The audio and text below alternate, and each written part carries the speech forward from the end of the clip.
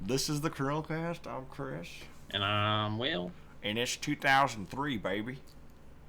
And we talk like this now. It's awesome, baby. That's that Scott the Wise video. All right, so 2003, another year, another set of games. Tell us what you guys like below in the comments section. Let me know how correct I am. And how wrong I am. Or how right I am. Or how wrong Will is, because he is wrong. That's not an option. How can I be wrong? Anyways, so we're going to be telling you guys about our favorite games from 2003, but if you have different choices, please tell us below. Make sure to subscribe if you like this format of video, because we're going to be doing another 3 weeks of it, so if you hate it, see you later, I guess. Will, what's your first favorite game from 2003? Yeah, so I have two for this year, and the funny thing is that both of these games were similar in a way, where they both have extended movie scenes in the game. It's something that I don't think really ever was done in any other game, but both were produced by Warner Brothers, so that's probably why. And a lot of the scenes, either it corresponded with the movie or it was actually additional scenes that you didn't get to see in the movie. So it actually expanded the story or expanded, it was like a side plot that wasn't explored in the movie. Really cool. So the first one is Lord of the Rings: The Return of the King, and I love the books.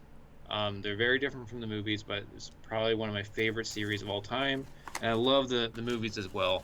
And the Lord of the Rings: Two Towers, and then the Lord of the Rings: The Return of the King were two very good games. Chris is showing his. I don't have mine on hand, but it was really fun. Gandalf is a badass, and he just kicks ass the entire game.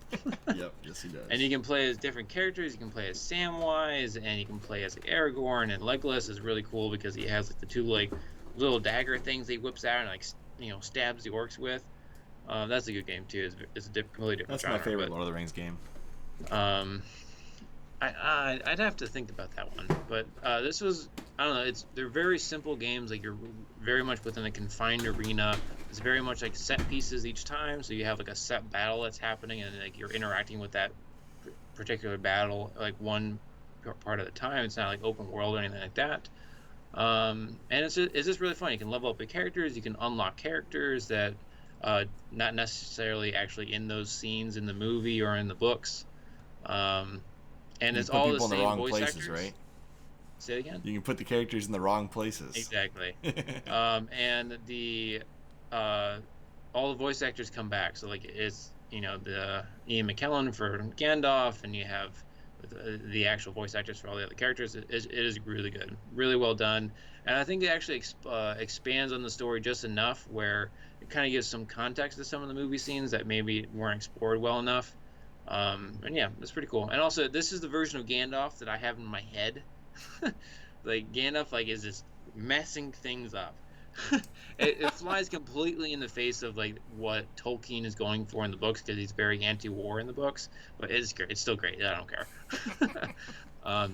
So then the next one is another one of my absolute favorite movie series is The Matrix. I love the Matrix trilogy.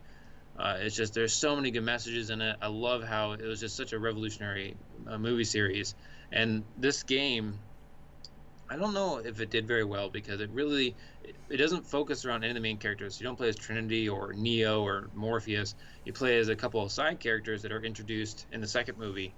And it's really interesting, though, because you're playing out a story that is hinted at in the movies, but you don't get to see. So you get to see these side characters' story play out behind the scenes, and what happens in the game is really integral to the story, the plot of the movies, which is really cool.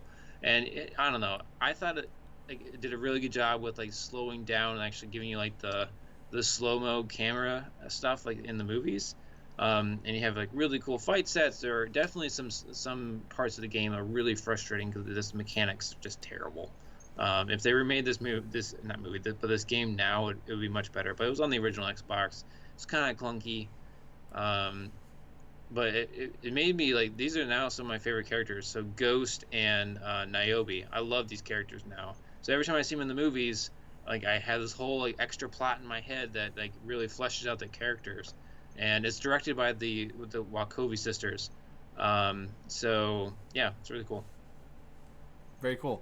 And actually, for a game from 2003, this looks pretty good. I'm kind of Yeah, surprised. it's pretty good. It's fine. Um, it's a little clunky, but it's still good. I just accidentally revealed my next game before I said it. This game, so I am an OG Fire Emblem fan. I'm not an OG Persona fan, although I love that series as well. But I played this game in 2003 when it came out. So I was at a. This is the story I've probably haven't told on the podcast yet, but I was at a swim meet because I was a swimmer in years past, and As I was was I. I was in the stands waiting for my brother to do his event, and there was these two friends that I had, and there's this third kid that I'd never seen before, but I'm pretty sure he was actually from Japan, not positive, and he was playing this game, and he handed his Game Boy Advance to me to try it out, and I was like, "What is this?" And immediately that same year, 2003, December timeframe, took my mom to the store and we bought this game, went home, and I have never been the same since. Always loved Fire Emblem. Yeah. Lynn is so thirsty though. Will That has played whole this like game wake up finally. scene. Yeah, the whole like when you first introduced to Lynn, like it's like the whole time she's like, "Oh, Lynn wants to get an oh, yeah, let's go on this trip together." But this game is so iconic for me. I cannot play a game that's like this and not think this is like Fire Emblem, like Banner Saga. All I think lost is, the Pegasus immediately. and I also when I play these games, if somebody dies, I restart the level and redo the entire Yep. thing. I killed my Pegasus in like the first move. Now, Will needs to understand that's called an Iron Man run. So if you go through and you let characters die and just continue on without them, that's called an Iron Man run. So like Yeah. anytime a character dies, you have to keep going. Yep, that's what I didn't realize. Like I never even thought about going back, but yeah. Yeah, if you restart a level, you can get all the characters back and restart, like start That makes from fresh from that level. Mm. That's why the restart level option exists, because people like me hate losing characters. So there's also the fact that if a Lord dies in an Iron Man run, you have to start the whole Iron Man run over, because that's a game over. A game over means start the Iron Man over, which sucks. But that's a different sect of the Fire Emblem community. This game, the story, although there are lots of plot holes in it, is amazing. And the fact that they were able to put this game out in like a year after Kaga left Fire Emblem, like went over and did his own thing, Terra Ring Saga, Berwick Saga. They basically brought in a whole new team with some of the former Fire Emblem developers and people that worked on the previous games, and then built this from the ground up for the Game Boy Advance after they had started on the N64. So it's just amazing what they were able to pull off. This is one of my favorite games of all time. I can't say enough good things about it, so I'm going to cut myself off there and move on to the next game. Another one of my favorite games of all time. Star Wars Knights of the Old Republic. Probably the best Star Wars RPG ever made. Probably one of the only Star Wars RPGs ever made. And the Old Republic will never live up to what Knights 1 and 2 were. Combat, if you don't like this style of combat, though, this game is not going to be for you. If you don't like Yeah, I love this game. I really wish it was, you know, what is the term? I can't even think. Like real-time real combat. time. Real time. That's what I wanted to say.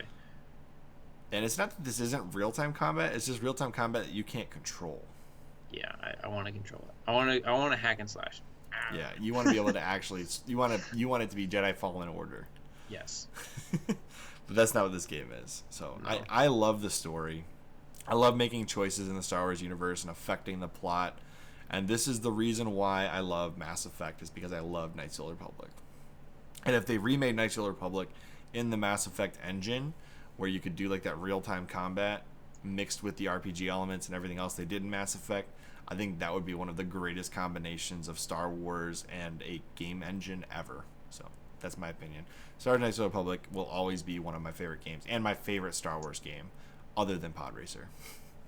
Fair. So, what'd you guys think? What's your favorite game from 2003? Please tell us in the comment section below. And as always, I'm Chris. And I will. And we will see you Next CHRILLCAST. Bye, guys. 5 guys.